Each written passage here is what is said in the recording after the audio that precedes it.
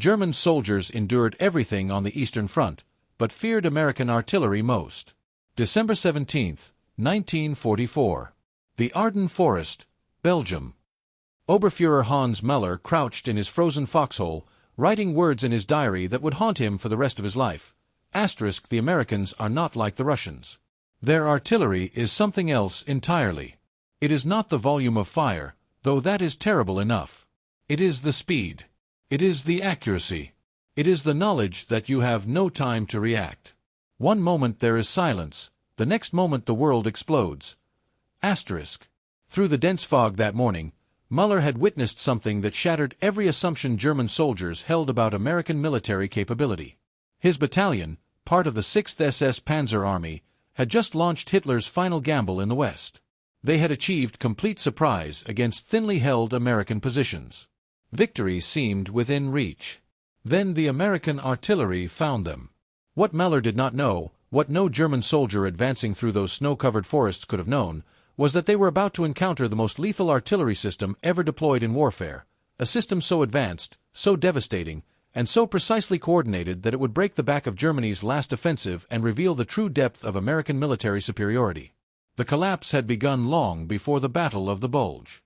Throughout 1943 and 1944, German veterans transferred from the Eastern Front to face American forces in Italy, France, and the Low Countries carried with them assumptions forged in desperate battles against Soviet artillery. They had learned to survive Russian bombardments through hard experience. The Russians would fire ranging shots, giving German troops precious seconds to seek cover. The shells would arrive in predictable patterns, allowing movement between barrages. The fire direction was often slow, taking 10 to 15 minutes from observation to impact. The Americans were different, terrifyingly different. Gapa Otto Schmidt, a veteran of 2 years on the Eastern Front, captured with the Afrika Korps in Tunisia in May 1943, would later describe his first encounter with American artillery in a post-war interview. We had taken position in a wadi north of Tunis. Good cover, we thought. The Russians would have needed an hour to find us and another hour to range their guns. We felt safe enough to heat our morning coffee. Then we saw it. A small aircraft no bigger than a reconnaissance plane puttering overhead at perhaps 500 meters altitude. We barely paid attention. Such aircraft had no weapons. We assumed it was doing photography. 3 minutes later, without warning, without ranging shots, without any indication whatsoever, the entire wadi erupted. Shells landing simultaneously, not in sequence. Air bursts above us, ground bursts among us. In 30 seconds, my company ceased to exist as a fighting unit. I was one of 11 survivors from 123 men. The aircraft Schmidt had seen was an L-4 Grasshopper, the American forward observer's flying platform. These unassuming Piper Cubs would become the most feared aircraft in the German military, not for any weapons they carried, but for what followed their appearance. German soldiers learned a bitter truth. When you saw a Grasshopper overhead, you had minutes, perhaps only seconds, before American artillery turned your position into a killing ground. Lieutenant Friedrich Bauer, an artillery officer who had coordinated counter-battery fire on the Eastern Front, documented his astonishment in letters discovered decades later in German military archives. I studied American artillery procedures from captured documents. Initially, I believed these documents were deception, propaganda designed to intimidate. No artillery system could perform as described. The coordination required would be impossible. Then I witnessed it myself. Near Sino, an MRT, American Grasshopper, appeared. We tracked it, preparing to displace our guns as standard procedure. Before we could move, before we had even computed firing data for counter-battery fire, American shells were landing on our position. Not random fire, not area saturation, precise fire on each gun. They had calculated firing solutions, coordinated multiple batteries at different ranges, and delivered simultaneous fire in less time than it took our own forward observers to radio map coordinates to our fire direction center.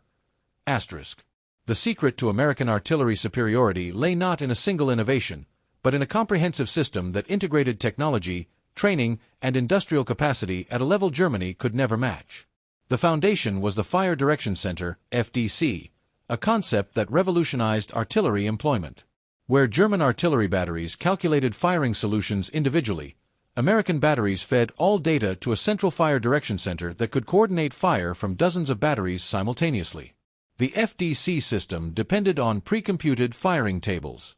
In offices across the United States, rooms full of women worked with mechanical calculators, slide rules, and logarithm tables computing firing solutions for every conceivable combination of variables: wind speed and direction, temperature, humidity, barrel wear, propellant temperature, altitude differences between gun and target. These tables, printed in books small enough to carry in a map case, allowed American fire direction officers to calculate precise firing solutions in minutes rather than hours.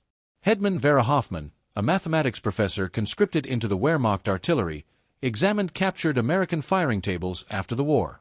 His analysis, preserved in German military records, revealed his stunned appreciation.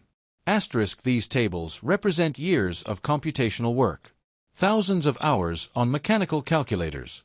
They had computed solutions for every variable we might encounter in the field. Our own firing tables were crude by comparison, requiring extensive field calculations for each mission.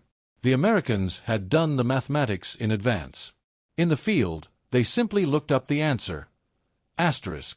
But tables alone could not explain American artillery's devastating effectiveness.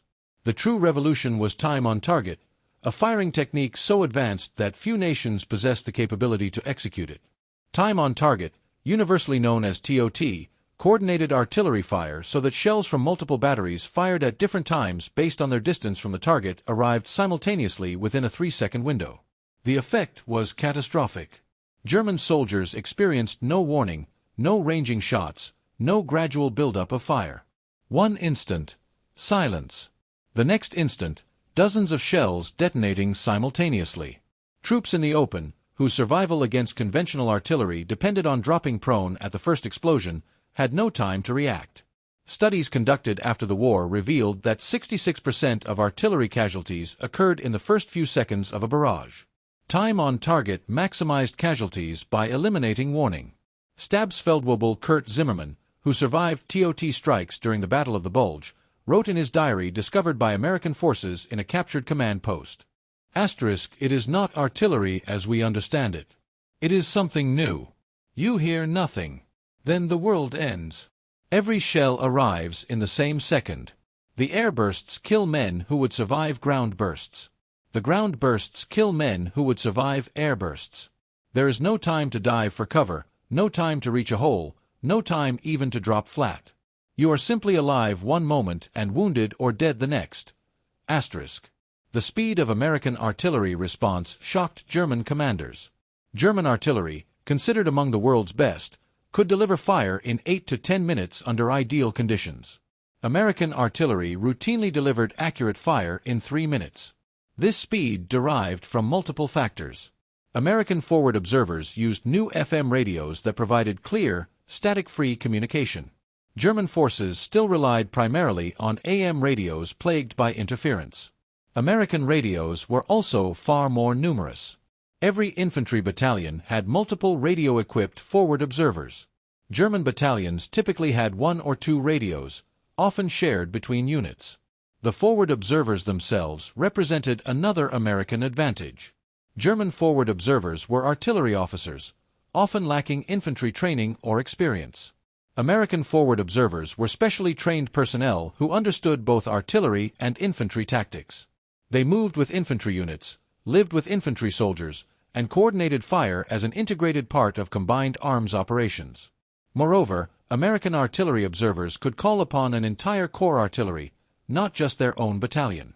The system allowed a single forward observer to coordinate fire from dozens of batteries within minutes. A lieutenant calling for fire support could bring down the weight of metal equivalent to a small airstrike delivered more accurately and more rapidly than any air support could provide. Oberstleutnant Otto Mahler, commander of an infantry regiment destroyed near St. Lo in July 1944, documented this capability in his final report. A single American infantry company surrounded in a village held my entire regiment for 6 hours. Every time we attempted to assault, artillery fire drove us back. Not from one battery, but from what seemed like dozens of batteries. The forward observer with that company, probably a lieutenant or captain, commanded more firepower than I could bring to bear with my entire regimental artillery. We lost 400 men attempting to overrun 120 Americans. We failed. Asterisk. The artillery pieces themselves demonstrated American industrial superiority. The M2A1 105 mm howitzer, the standard American light artillery piece, was a marvel of engineering and manufacturing. Rock Island Arsenal had perfected production techniques that allowed rapid manufacturing to precise tolerances. By the end of World War II, 8,536 M2A1 howitzers had been produced. Each American infantry division had 36 of these howitzers organized into 3 battalions of 12 guns each. These battalions were fully motorized, towed by trucks or half-tracks that could move at highway speeds. Displacement from one firing position to another, an evolution that took German horse-drawn artillery 2 to 3 hours, took American motorized batteries 20 to 30 minutes. The contrast in mobility was stark. German artillery remained predominantly horse-drawn throughout the war. Despite Nazi propaganda showing mechanized panzer divisions, approximately 80% of draft power in German motorized units relied on horses for transport. Germany started World War II with 514,000 horses and ended with 1,198,000 by February 1945. Each German artillery piece required 6 to 8 horses and took hours to limber, move, and unlimber. In winter conditions, movement became nearly impossible. Oberführer Paul Richter, assigned to a German artillery battery in Normandy, kept a detailed diary that survived the war. Asterisk. We watched American artillery displaced during a battle. They fired their mission, then trucks appeared. Within 20 minutes, the entire battery had limbered their guns and departed. We required 2 hours minimum to perform the same evolution, and that assumed good weather and roads. In mud or under fire, we might need 4 hours. The Americans would set up at a new position and be ready to fire again before we had finished moving. We were fighting a 19th century war with horses against an enemy fighting a 20th century war with trucks. Asterisk. The 155 mm howitzers provided even more devastating fire support. Each division had 12 M1 155 mm howitzers in a separate battalion. These guns, firing 43 kg shells to ranges exceeding 14,000 meters, provided the division commander with a heavy punch capable of destroying fortifications that would survive smaller caliber fire. The 155 mm was itself a triumph of engineering. Designed in the late 1930s and standardized in May 1941, it combined range, accuracy, and reliability. 10,300 were produced during the war. The gun could be towed at highway speeds by a truck or half-track, allowing rapid displacement. Rate of fire was 4 rounds per minute, though well-trained crews could briefly achieve 6 rounds per minute. But even these divisional assets paled beside the artillery available at Corps and Army level. American Corps artillery typically included battalions of 155 mm guns, 8-inch howitzers, and even massive 240 mm howitzers. These weapons, capable of destroying any fortification, could be called upon by forward observers at battalion level. The pyramiding of firepower meant a single rifle company could, within minutes, bring down fire from divisional, corps, and even army artillery. German artillery, by contrast, was rigidly organized. Corps and army artillery were separate commands, not available to support divisional operations without extensive coordination and approval through multiple headquarters. German infantry divisions had their own artillery, but calling fire from corps artillery required routing requests through division to corps, often taking hours for approval. By the time fire arrived, if it arrived at all, American mobile warfare had moved the front line. Lieutenant Weber Vogel, a forward observer who had requested corps artillery support during the Normandy campaign, documented his frustration. Asterisk. I called for corps artillery at 0915 hours. The enemy was massing tanks for an assault on our position. I provided exact coordinates, described the target, explained the tactical situation. At 13:30 hours, 4 hours later, I finally received fire, 3 salvos. By that time, the American tanks had completed their attack and withdrawn. Our position was overrun. I survived only by luck. The corps artillery, which might have saved us, arrived too late to matter. Asterisk. The technical sophistication of American artillery extended to the ammunition itself. While Germany struggled with propellant shortages and inconsistent shell production, American industry delivered ammunition in seemingly unlimited quantities manufactured to precise specifications that ensured consistent performance.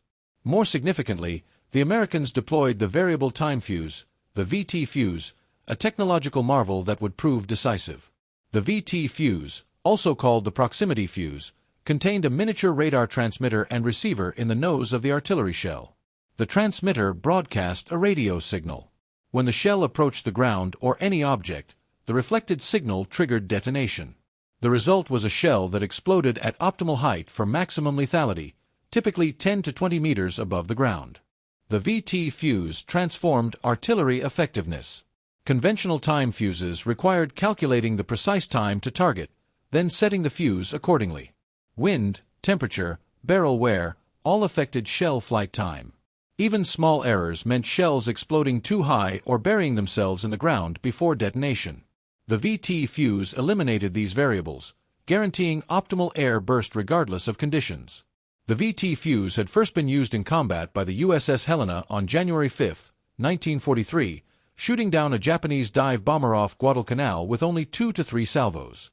Throughout 1943 and 1944, VT fuses proved devastatingly effective in naval anti-aircraft operations and against V-1 flying bombs over England.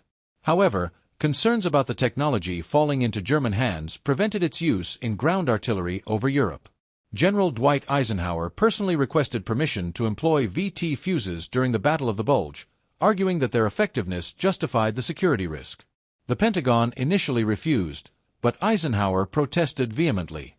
Formal authorization came on December 19 through 21, 1944, shortly after the German offensive began. This marked the first use of VT fuses against ground troops in the European theater. The decision proved correct. VT-fused shells devastated German formations caught in the open during the Ardennes offensive. Naval anti-aircraft tests had shown VT fuses were 3 to 4 times more effective than conventional fuses against V-1 flying bombs. VT fuses destroyed 79% of all incoming targets. The lethal fragment area was 3,000 square feet versus 60 square feet for conventional fuses. Some estimates suggested VT fuses increased artillery effectiveness by 200 to 700%. Troops who had learned to survive conventional artillery by seeking any depression in the ground discovered that VT fuses negated such cover. The shells exploded above them, showering downward with deadly fragments that struck men prone in shallow holes. Oberführer Hans Müller, whose diary opened this account, survived a VT fuse barrage and recorded his experience. We had learned on the Eastern Front to go flat at the first explosion. Even shallow depressions offered protection from fragments traveling horizontally. But these shells, these demon shells as we called them, exploded above us. The fragments came down like rain. Men in foxholes, men who should have been protected, were killed by fragments that fell vertically. There was no defense except deep bunkers, and we had no time to dig deep bunkers. We simply died. The psychological impact of VT fuses compounded their physical effects. German soldiers trained to respond to artillery by seeking cover found their training irrelevant. The knowledge that no cover short of overhead protection would save them induced paralysis. Some units refused to leave defensive positions, even under direct orders, because movement in the open meant certain death if American artillery engaged them. Helmut Friedrich Bauer documented a near mutiny in his unit during the final weeks of the Ardennes offensive. My company was ordered to attack an American position 300 meters distant. The men refused. They had seen what American artillery did to troops in the open, especially with cumbersome, these new fuses that burst in air. I tried to explain that we would die anyway if we did not attack. That the Americans would eventually overrun our position. The men would not move. They preferred the possibility of capture to the certainty of death under American artillery fire. The industrial capacity that produced American artillery and ammunition in such quantities represented another dimension of superiority that German soldiers could not comprehend. Rock Island Arsenal alone produced over 8,500 105 mm howitzers. Multiple factories produced 155 mm howitzers and heavier weapons. Shell production reached staggering levels throughout the war. German production, hampered by Allied bombing, resource shortages, and inefficient allocation of industrial capacity, never approached American levels. German artillery pieces were often superior in design to their American counterparts, but Germany produced them in insufficient numbers and lacked the industrial capacity to maintain production as the war continued. By 1944, German artillery batteries often operated at half strength with guns destroyed or worn out and no replacements available. More critically, German ammunition production could not sustain intensive operations. German artillery batteries were often limited to minimal daily allowances, sometimes as few as 2 to 3 shells per gun per day. American batteries faced no such restrictions. Forward observers could call for fire freely, knowing that ammunition supply was effectively unlimited. Lieutenant Weber Vogel, a German artillery officer, documented the ammunition crisis in his war diary. We received 50 shells per gun for the entire week. 50 shells to support an infantry regiment facing continuous American attacks. I was required to justify each fire mission to battalion, explaining why this particular target merited expenditure of irreplaceable ammunition. Meanwhile, American artillery fired thousands of shells daily with no apparent concern for conservation. We fought a poor man's war against a rich man's enemy. The disparity in ammunition supply manifested in tactical doctrine. German artillery doctrine emphasized mass fire on high-value targets delivered only after careful planning and approval.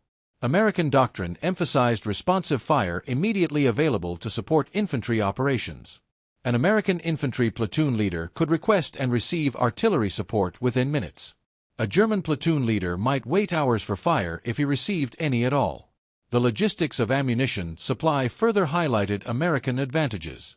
American artillery was fully motorized, supplied by truck convoys that could deliver thousands of shells to forward positions within hours.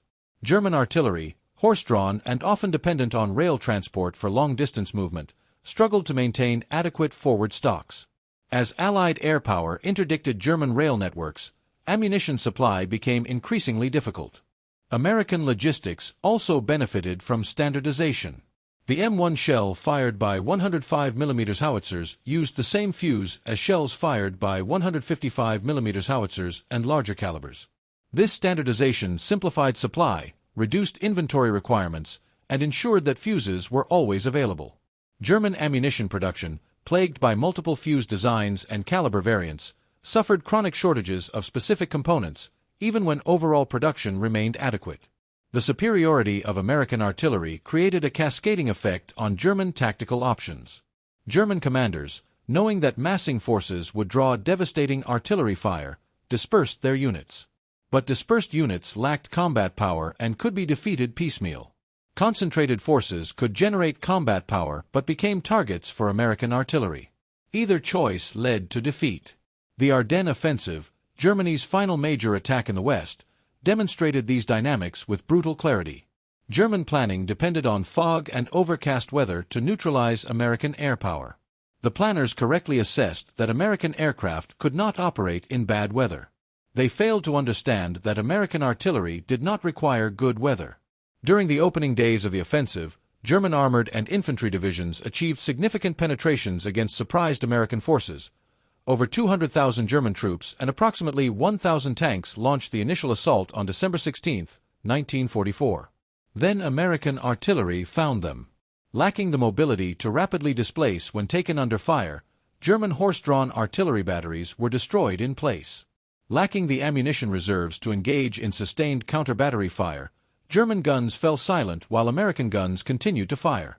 Stabsfeldwebel Kurt Zimmermann, whose diary provides extensive detail on German artillery operations during the Bulge, recorded the disparity. Our battery was located in woods south of St. Vith. We had 50 shells per gun, our entire allocation for the operation. We fired a mission in support of our infantry. Within 10 minutes, American counter-battery fire destroyed 3 of our 6 guns and killed most of the horses. We attempted to displace the remaining guns but lacked horses to move them. We abandoned the guns and withdrew on foot. This was the pattern across the entire front. Our artillery was silenced while American artillery continued to fire without pause. At Bastogne, American artillery ammunition was actually restricted to only 10 rounds per gun per day on December 22 due to shortages. Despite this constraint, American artillery proved decisive in breaking German attacks around the surrounded town.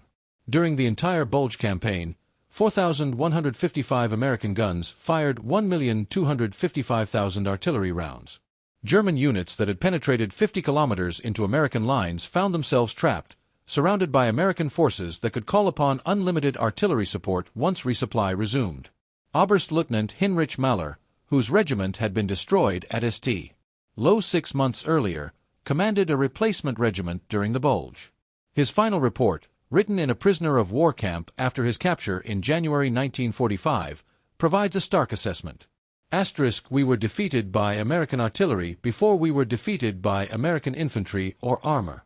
Every movement we made was observed by their aircraft and engaged by their artillery. Every concentration of forces was broken up by artillery fire before we could attack. Every defensive position was smashed by artillery before their infantry assaulted. We could not move, could not mass, could not defend. We simply absorbed artillery fire until we ceased to exist as an effective force.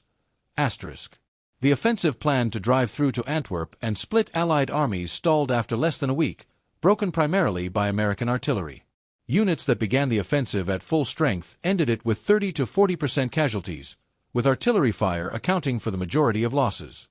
The lessons learned by German soldiers who survived American artillery came too late to change the war's outcome.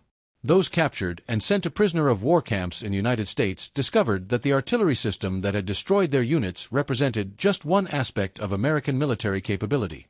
The industrial capacity that produced tens of thousands of artillery pieces and millions of shells was the same capacity producing tanks, aircraft, trucks, and every other implement of war in quantities that dwarfed German production.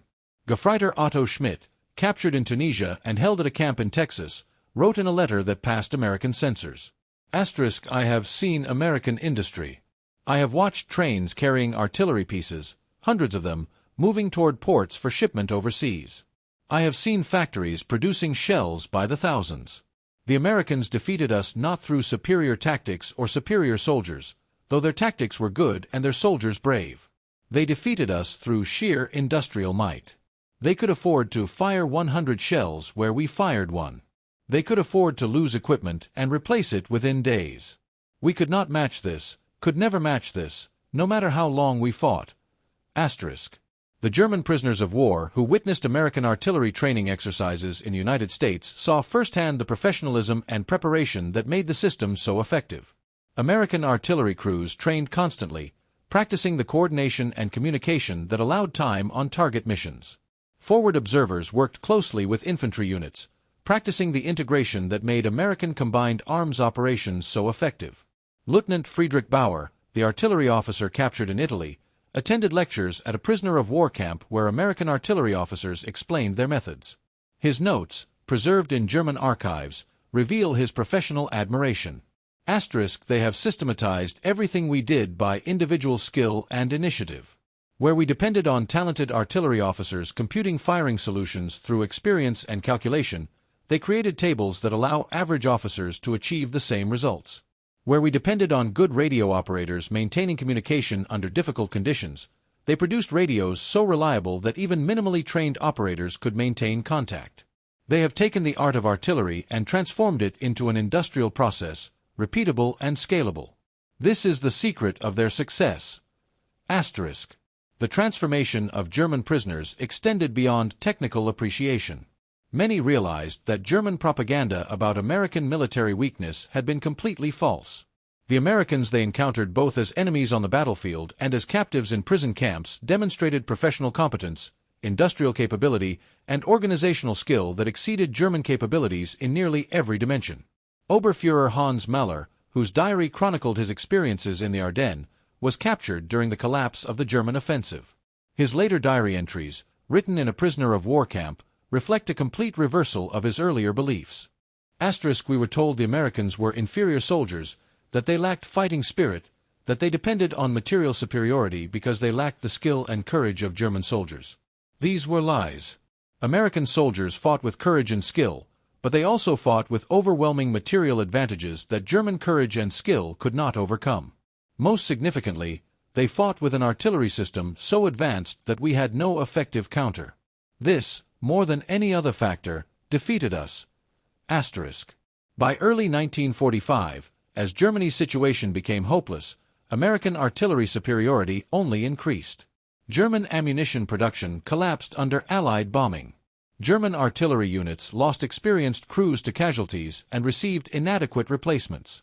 German horses, essential for moving artillery, died by thousands from overwork, lack of fodder, and American fire. German batteries that had operated with 6 guns at the war's beginning now operated with 2 or 3. Some divisions had no functional artillery at all. American artillery, by contrast, grew stronger. Production continued to accelerate even as the war in Europe approached its end. American factories produced more artillery pieces in 1944 than in any previous year.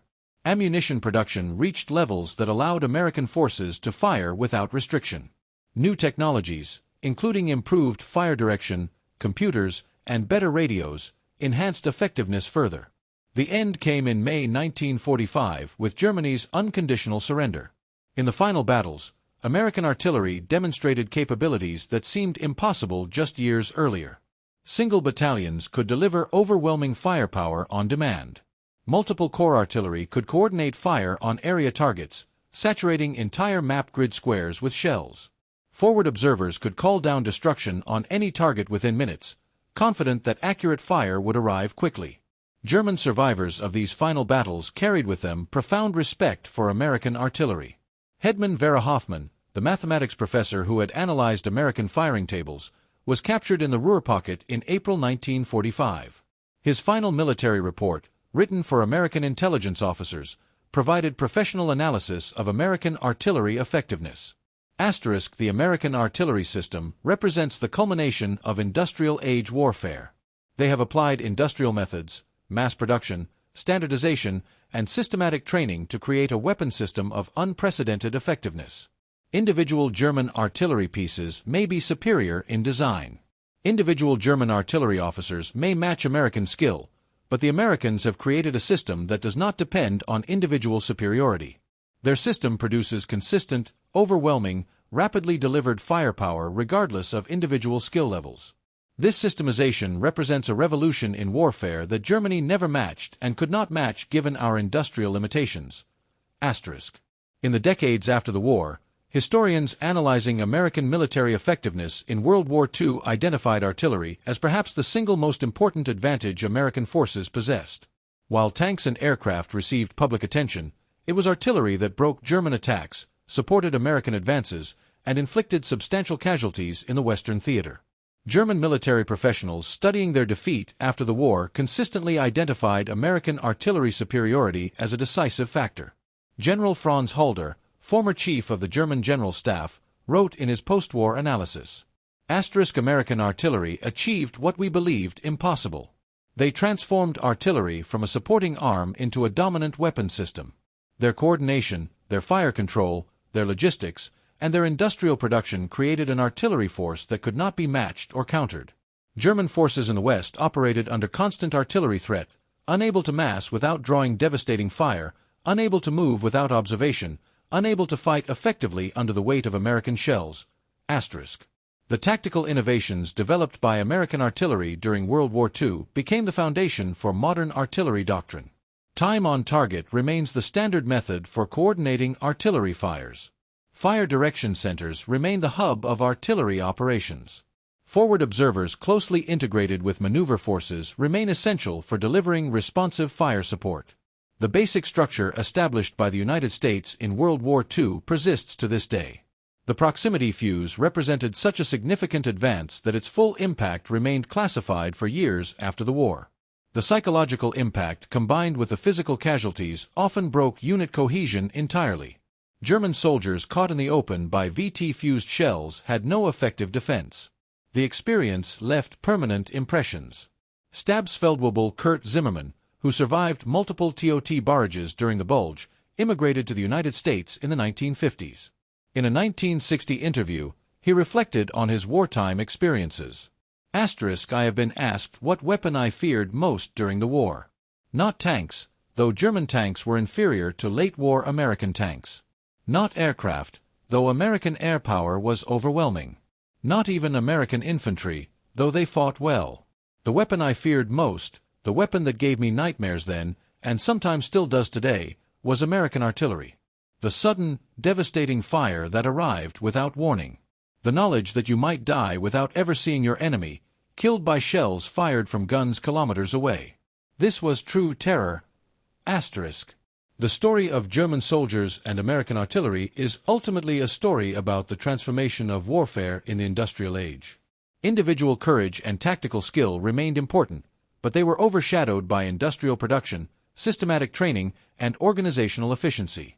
The Americans had created a system that amplified the capabilities of the average soldier, making them more effective than exceptional German soldiers fighting with inferior systems and inadequate support.